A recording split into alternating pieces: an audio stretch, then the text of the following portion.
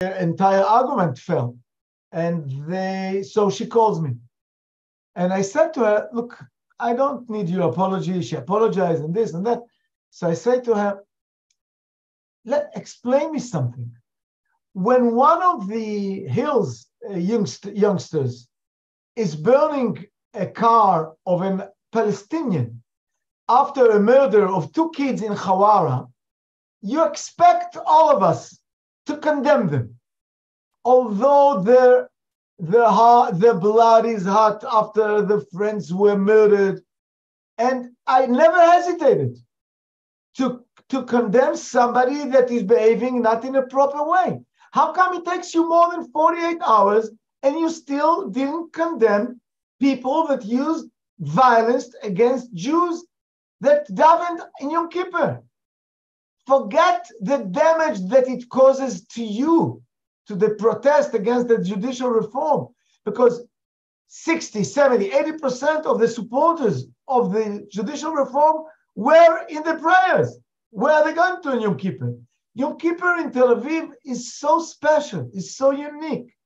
Even those secular that do not fast and do not go to shul, they love the atmosphere of Tel Aviv, which is relaxed, silent. You can walk, you can see egalitarian minyanim, reform, orthodox, just regular secular people that walk calmly, relaxed. And all of the sudden riots in Tel Aviv in the middle of Yom Kippur against people that daven just because they are observant people.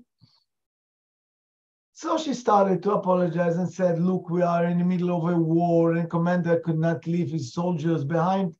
So I said, look, these kind of arguments remind me arguments of PLO when we asked them to condemn terrorist attacks and they refused. I expect from strong movement and moral leaders to have the courage to condemn violence from any kind and with zero tolerance to violence. We know to say it when it comes to the settlers, and you cannot say it when it comes to you people. I think it's one of the black hours of the leadership of the opposition and the protest against the judicial reform. But after saying that, and having said that, we have to understand where this situation, where is it located, on which place in the picture, so that we will understand what's going on.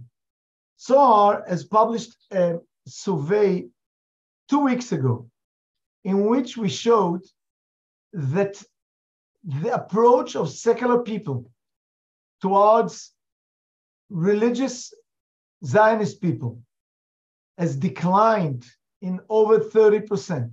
That people feel that they like less, which is a nice word to say they hate religious Zionist people. And 49% said that they feel the same about Haredi people, which means that even though most of the people testified about themselves that they will fast on Yom Kippur and maybe they will show up in shul, but their approach to religious people has been changed dramatically during that year, and the approach to Judaism in general has changed. And this is a survey that already was quoted over and over in many places, including today. Today, in one of the most important programs, it was discussed again and again. What are the meanings of this survey, and what does it teach us about the crisis that we are in the middle of between Dati and not Dati people? And I think we should know that if we spoke about fear and hatred. Fear and hatred are basically growing in a climate of ignorance. And we understand today that the biggest problem of our brothers, of our sisters, our secular sisters and secular brothers, is fear, sometimes a reasonable fear, sometimes not a rational one, from anything that smells Judaism, because it's perceived as something that is threatening on their lifestyle, and they are really afraid that somebody will put a mechitze today in Dizengoff Square, tomorrow it will tell the girl how to get dressed, just as Robert Feldman was describing. Although it doesn't make sense, and maybe it's only imagination, but there is a gathering effect of events. And a story with 4 girls in a bus that were asked to cover themselves, and a few girls that got comments, and each one of the stories is a terrible story. It should not happen. But the gathering of the stories sums up to something that if you color it in the right way, you get the feeling that tomorrow, and if not tomorrow, in a year from now, people will start demanding from secular people how to dress and how to behave and what they are allowed to do in public spaces and what they're not, and they are afraid. And this fear, which is led basically by ignorance and zero knowledge of Judaism, zero knowledge of the differences between rabbis. I mean, there are hundreds of Torah rabbis all over the country. None of them has ever been exposed to them, and we are all colored in the same color. We all are Smotrich or Ben-Gvir, and they don't distinguish between us. Can the results? I see a question. I will ask Rabbi Boaz Ganot, Rav Kalman, no problem. Rav Boaz will share the results of the survey later on. Maybe he will send it. He will send it shortly, as he promised. Okay. What can we do? And what should we do? First of all, let me start with one thing. The fact that people are afraid and people hate, it's not good news, but it's better than being already frustrated, not responding, not reacting, being desperate and leaving the country. I prefer them yelling, demonstrating, shouting, rather than doing nothing. Because that means that they care. It means that they have nerves. They use them in the wrong way. But they have feelings, and we have to do something with them.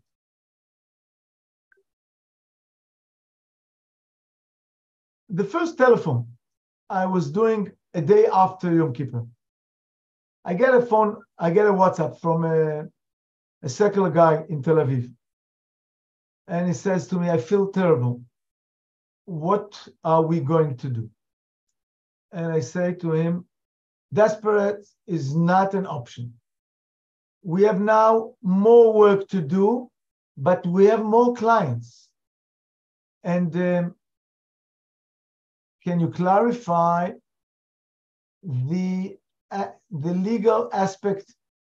I can clarify, but the truth is that it's not important, but I will clarify it. The story of the mechitze is actually a symbol, and it's just the tip point. It's not the story. The aspect is the story is that the municipality decided that it doesn't allow to use mechitzas in outdoor spaces. And the Supreme Court said that that it's a good decision or a bad decision. The Supreme Court said that it is a legitimate decision. It doesn't mean that to put a mechitze is illegal, but it says that the municipality is entitled to decide that it doesn't want mechitza. Let's say in Shoham, in my city, the city did not decide that, and there were a few outdoor minyanim with hundreds of participants, including Tzohar people and Chiloni people, and they had a mechitza, and nobody said a word because that was the decision of the municipality not to intervene, and it's just as legal as to prohibit mechitza.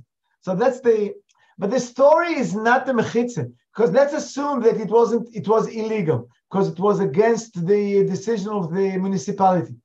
But who made you a policeman to implement or to replace the police or the inspectors of the municipality? It's not if somebody builds something, takes something outdoors. So it's my job to yell at him or to tell him what to do. There you have a police or you have a municipality, and you call him and you tell him to remove something, the obstacle or whatever. In Zichomania was violently stopped as well, claiming it is illegal, not at Tzohar. So I'm telling you, it's not illegal. It's a misunderstanding of the decision of the Supreme Court. The Supreme Court itself said that it's legal to put mechitza. And the Supreme Court itself said that they would rather that this decision would be taken by the people themselves, and they would come to compromise one way or another. It's not illegal or illegal to put mechitza. The question was whether the decision of the municipality was legitimate or not. That's the part of the legal. That's the legal aspect. But there is no legal prohibition to put mechitza outdoors. It depends on the policy of the municipality. But I want to continue with your permission, and then maybe we'll leave a few minutes for questions. So the secular guy calls me. He is running one of the very famous projects in Tel Aviv. It's called Bet Filah Israeli, davening for secular Israelis. And I said to him, Rani, we should do something together. We should make a tikkun in Tel Aviv. We should make Tel Aviv a place where people do not fear from religious people and do not fear from Judaism, but rather want to be a part of the Jewish heritage, of the Jewish dynasty, and not debating on the question whether mechitza is permitted or not. That's not our story. The story is about engagement to tradition and engagement to the judicial reform. We have to understand most of the secular people that participated, that attended in the minyanim, were people that every Shabbos afternoon go to protest in Kaplan. They didn't become right-wingers or conservative Republicans during Yom Kippur. They remained liberals and left-wingers. It has no connection because Yom Kippur was Yom Kippur for everybody. And for a few minutes for Ne'ilah, for Kol Nidre, that's the whole story. We're talking about 1 hour on a Sunday evening, 1 hour on a Monday afternoon. So we decide that we have to do something together. And I think that the good news is that there is a very good will and a very open heart in a lot of secular people's minds now to understand that we cannot continue as usual.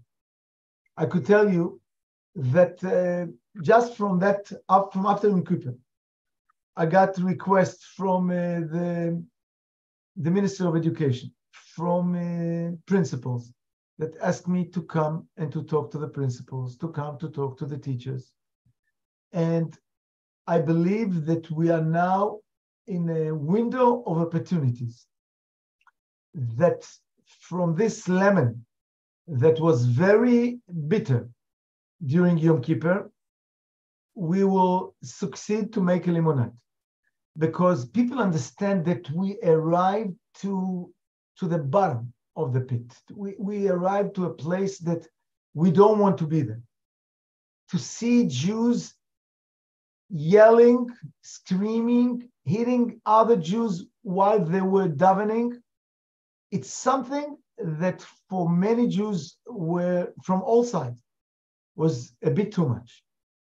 And we understand that this ignorance has to be filled with content. And the content is Judaism. Because that's the only thing that I believe that connects us.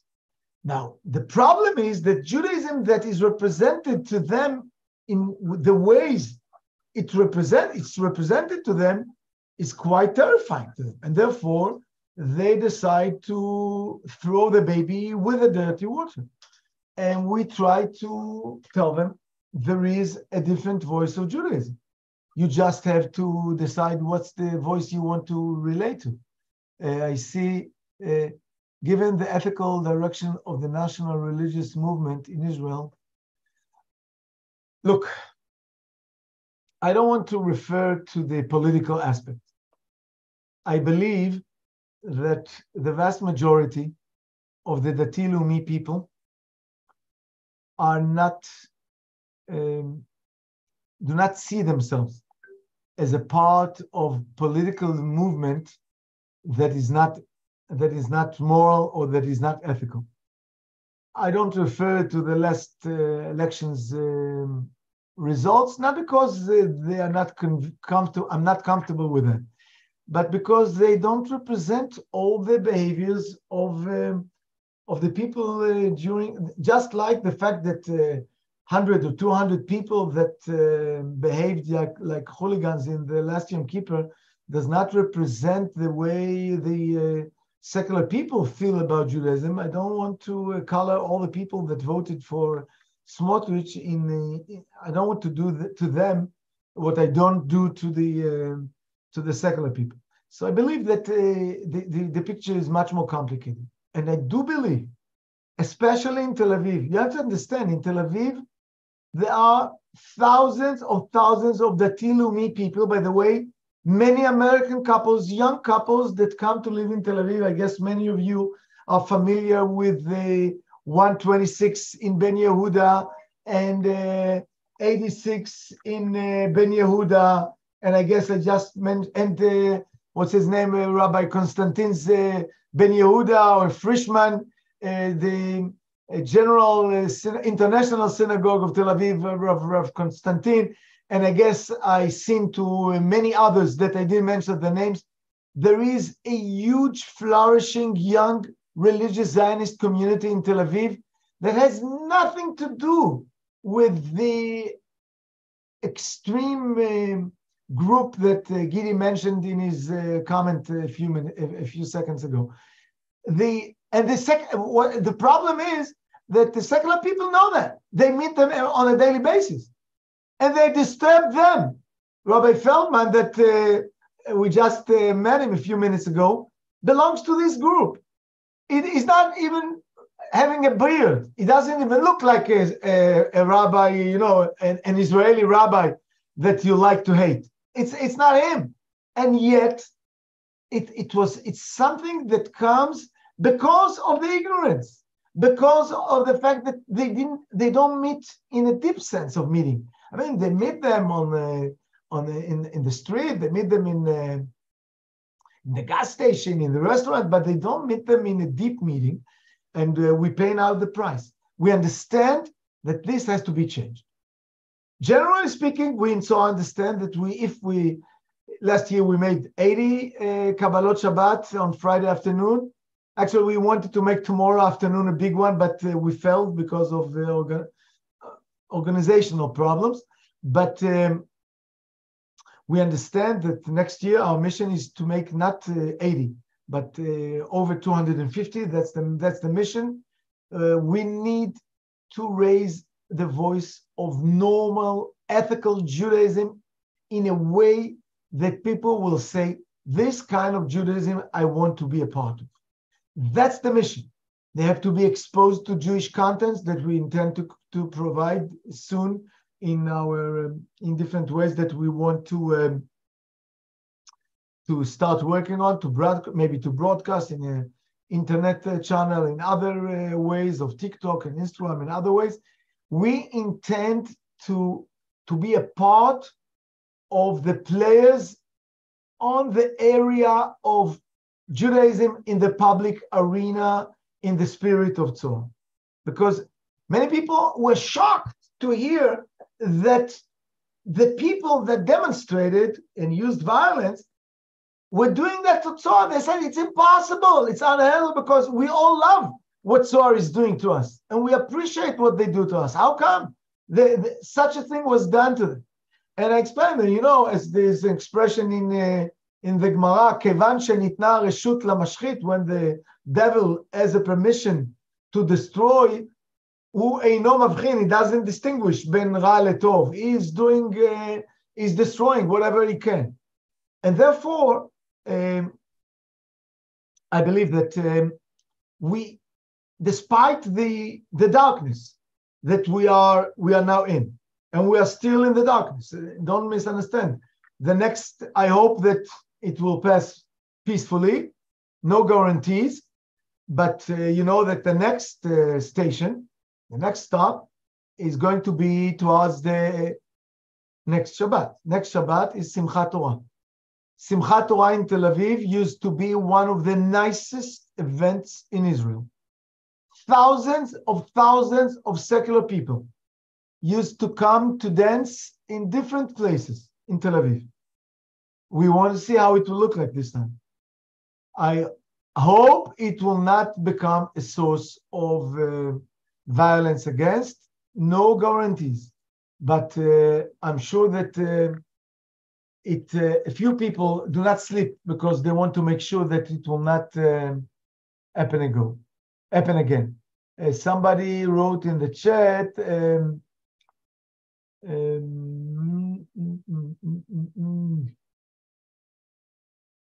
okay.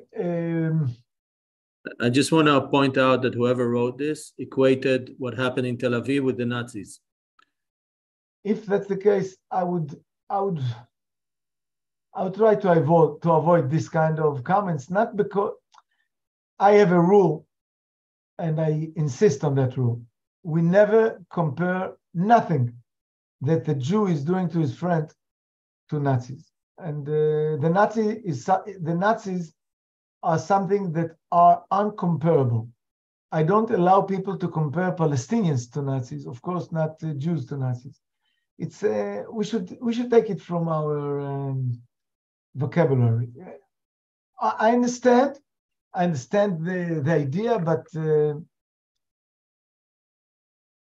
okay. If there are any more questions or comments, please feel free, and I'll try to answer. If not, I will conclude here. Boaz, you want to say something? Okay, I suggest, first of all, thank you, Rav Stav. Really make us feel better that there is something to do, there is some hope, there is a way to move from here. And we really appreciate it. I suggest that we'll use the chat now for raising questions or comments. And Rav Stav, please, as you go, please go through them and relate. So I want to refer. I will.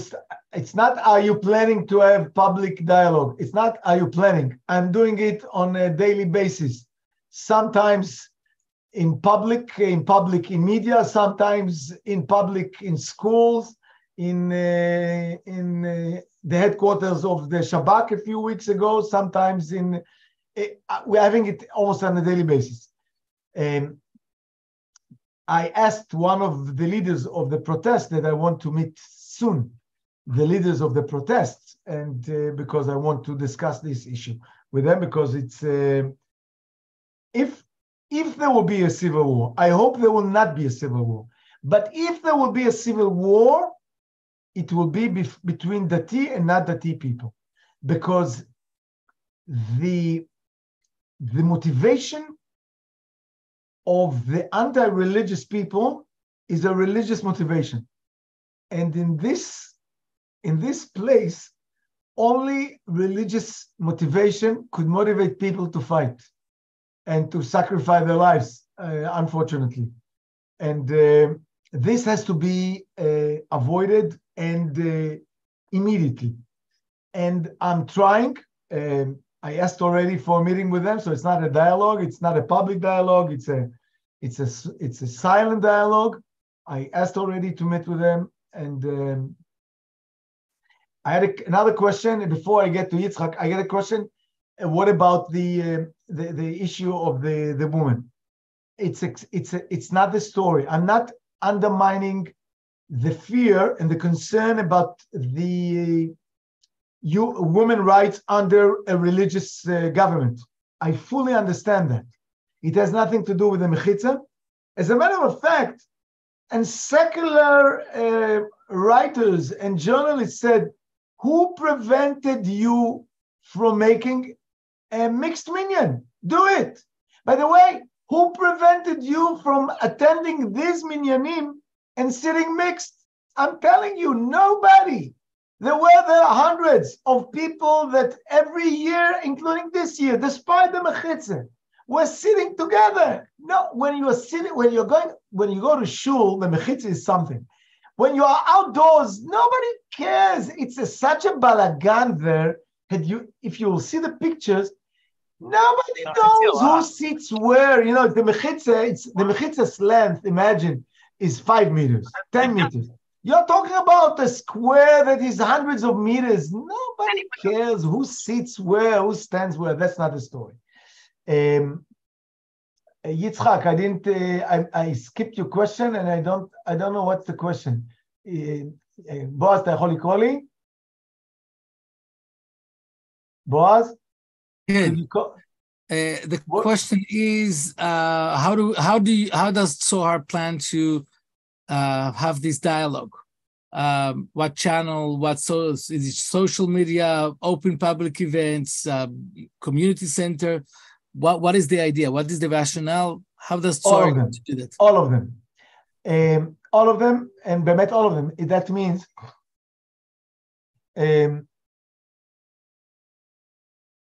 That means we need to talk about these issues in public, in panels, in television. I want to give you an example. Rani and me, this guy from Bet Filah Israeli, under the umbrella of a few friends, Alan Feld and others, we sat together, we established a group called Yahadut B'Askama, Judaism with agreement. And we sat together this week, in addition to the meeting about the events of Tel Aviv. And we said, right after Sukkot, we have to start to write the policy. How do we intend to go to schools? How do we intend to go to municipalities to encourage them to expose the kids and to expose parents to Jewish values in a way that will not be terrifying? So it's a whole range of activities. So to answer you, Yitzhak, it's not one. It's not only digital media, although it will be included. It's not only TikTok and others. We are talking about a whole range of activities that we will not do them by ourselves. Maybe most of them will be done by ourselves, but a part of them will be done with others as well. And we are not against partnerships. We are supporting partnerships.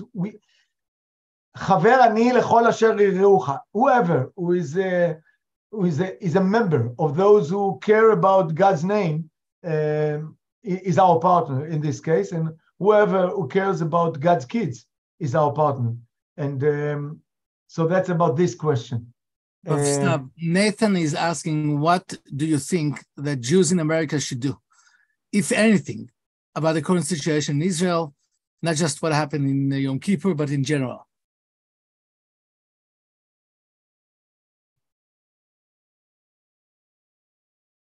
I want to divide the answer to two parts. Usually, I believe that American Jews should not intervene in internal Israeli events. I thought so in the disengagement. I thought so in other events. I think that these are our issues. That's one thing. On the other side, they don't have to intervene, but they have to express their approach and their support to those who want to unite versus to those who want to strengthen the split and the divisiveness. And this could be done in different ways. I mean, who are the guest speakers they invite to their events? Are they those who represent encouraging of the extreme from both sides? And from both sides, don't misunderstand, there are Neturei Karta on the right and there is a Neturei Karta on the left.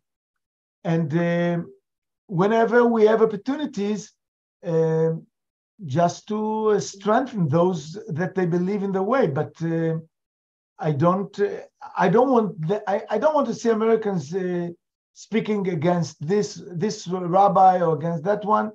I think it will not add, because Israelis don't like, just like Americans don't like Israelis intervening in their issues. I think it's mutual. Okay, we have another question. Just clarification from Rabin, who's a little confused.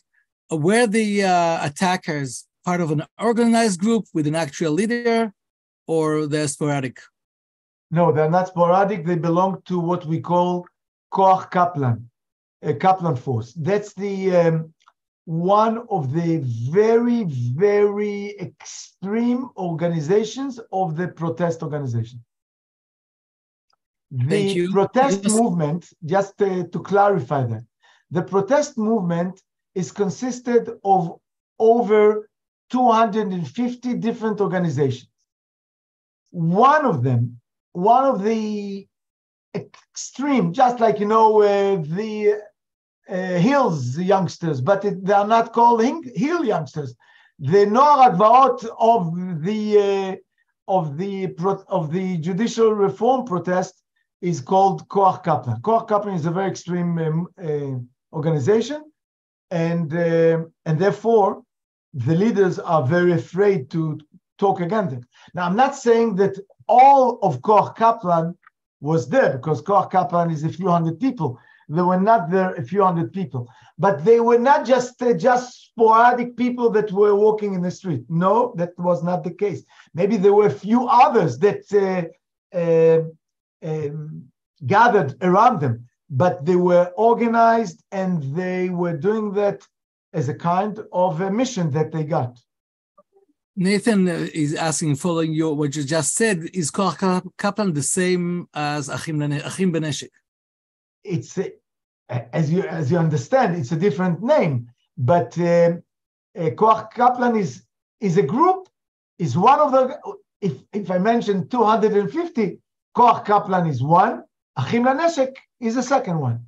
Achim Beneshek was not involved in this event. Koach Kaplan was involved.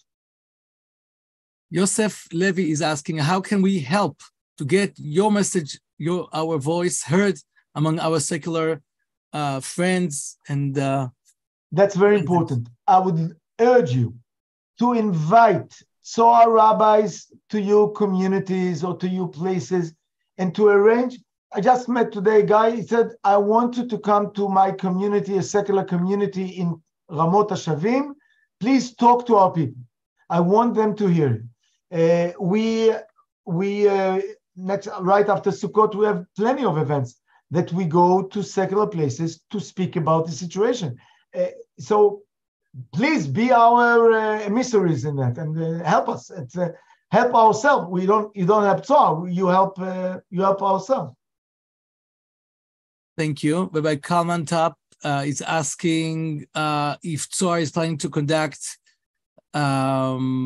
it's a long question, Rabbi Top. to conduct separate tefillah services with Mechitza in Tel Aviv on Simchat Torah and upcoming Shabbatot. Let's first of all, somebody asked about the legal. Let me refer to the halachic aspect. Basically, everybody knows that in public arena there is no need of mechitza. Mechitza is a din in a shul. It's not a din in a temporary place. Moshe Feinstein writes it, and other people write it. The story is not a mechitza.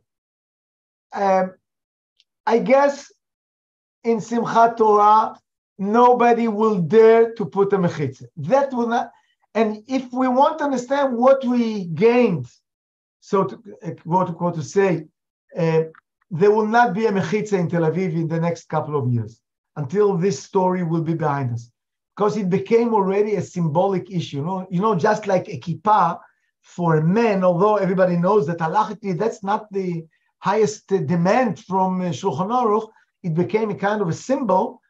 The mechitza, or the absence of mechitza in outdoor minyanim, will become the yarek v'al yavor of the secular people. I don't see an organization puts a mechitza. Thank you. And this is going to be the last question. I guess it's for Marvin. What outreach efforts have already been done, and for how long? How will any of these efforts change or could change and bring for different results? Look, let me refer to that question. Is a very important question. I don't know if you were exposed to the record that one of the leaders of Rosh Yehudi was recorded. He said it publicly. It wasn't a hidden conversation. He said, you have to love the secular people until it falls to your malkodet. I don't know how to translate trap. Malkodet. What? Trap. Until it falls to a trap, and then you change his mind and make him free. A trap of honey. Now, forget the fact that it's against whatever we learned in our Besmedrash. Rav Tzvi Yehuda Kook used to say hundreds of times, Ehov et habriot, love the people, ve'eve mekarvam laTorah, not be instrumental. You don't love the Jews in order to reach out to them to make them free. So that's one thing. Against our entire theology. B, it was a discretion of the name of God, of discretion of the holy, sanctified word, which is called love. Love for Jews. Ve'avta l'reacha kamocha. Not in order to change his mind, but because love is one of the holiest, intimate issues between Jews. That's what makes us one united nation. Not, I don't love you in order to change your way of thinking, or in order to change your behaviors. I want to change your behaviors. I say clearly, I have my position, I have my opinion, and I believe I'm right and you are wrong. But I love you independently.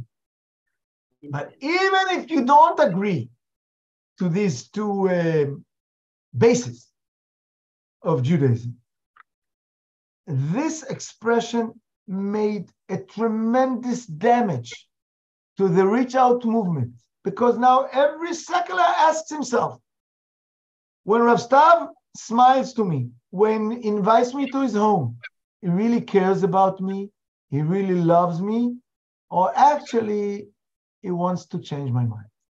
He wants to convert me. And that's the biggest damage to reach out. We in Tzohar from day one said we are not a Keruv movement. We are not. Lo banu lekarev, banu leitkarev. The difference between lekarev and leitkarev is huge. Lekarev means we came to make you closer to me, to make you look like me. Leitkarev means we arrived in order to be closer to you, to be with you. And that's a huge difference. we believe that when people are close to each other, they learn from each other. And we learn from you, and you learn from us. It's mutual. And that's the story. So the direct answer to the question, of course, that we will strengthen our activities. We have to think how and where and what are the tools to do that. But the reach out movement got a very bad public relation in the last couple of days. And more than the reach out movement, the Ahavat Yisrael, the value of Ahavat Yisrael got a big knockout in the last week. But we cannot finish with these words. Yes, exactly. I wanted to ask you. With, Bracha al Chag. Of course. It's written, כל האזרח בישראל ישבו בסוכות. But if you see the word Sukkot, it should have been written with 2 vavim, but it doesn't have the 2 vavim. It looks like it's written Samech Kaf Taf, Sukkot. And the Gemara says, ראויים כל ישראל לשבת בסוכה אחת. The Jewish people are all deserved to sit in one sukkah. This is our mission. We know that all Jews will not be able to gather together in one sukkah, with no mechitza between them. But this is the mission, and this is the bless.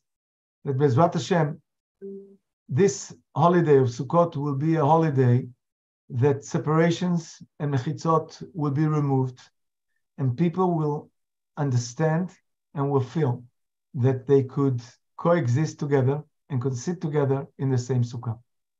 Chag Sameach. Thank you for everybody. Chag Sameach. Thank you so much. Francesco, I must say Shana Tova, and I'm looking forward to see you in a few months. Shana Tova, thank you very much. Thank you, Rav Stav. Thank you, Boaz. Chag Sameach. Chag Sameach.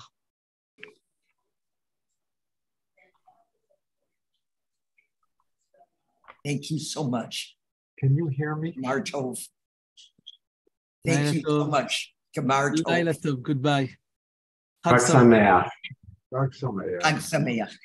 Chag Sameach לכולם. Chag Sameach. Chag Sameach. Chag Sameach. Chag Sameach. Chag Sameach. Chag Sameach. תודה רבה להתראות וכל טוב. שנה טובה. Thank you, Faye. Bye.